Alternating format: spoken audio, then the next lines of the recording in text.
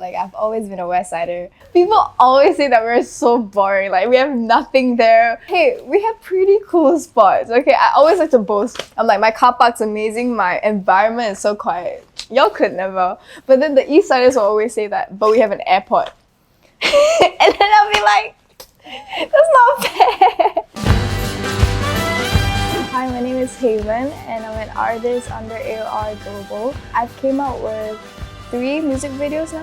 You're gonna feel like I am lost too. And about 7 singles. In the daytime, I'm a secondary school student, but like at night, I'm a performer. Well, I stayed at Bukit Gombak, so it was always west side. In my environment, it was pretty like rowdy. We were all very playful. I remember like always playing basketball after school and like going to the mama shop and like, you know, buying food with your friends with those Maggi instant noodles, and then you see the, like a circle and then you just eat it. It felt like a community that I could be a part of. Not only like restricted to school, like most of my friends live in the neighbourhood and we live in the same district, so it was so easy for us to communicate and for us to meet each other.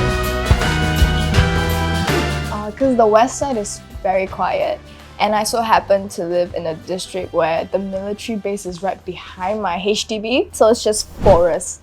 Like just a block of forest behind my house. The Chinese, we have this 7 month, like it's a ghost month. Oh, that's so scary.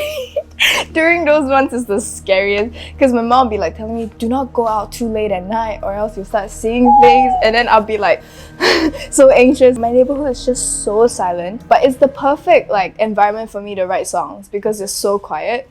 But because it's so quiet, like when I play like the instruments like the piano or when I start singing, neighbors do tend to complain because they'll be like, it's so loud, please, my daughter's trying to sleep, and I'll be like, I'm so sorry.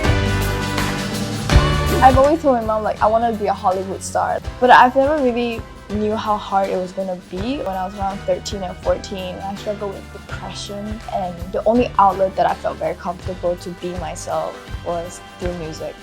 And my mom knew that, so she talked to my godmother, and my godmother just so happened to know Academy of Rock, a place where I can learn vocals and instruments. So she was like, why don't you just go there, just try it out. So I went there. I loved the lessons were so fun.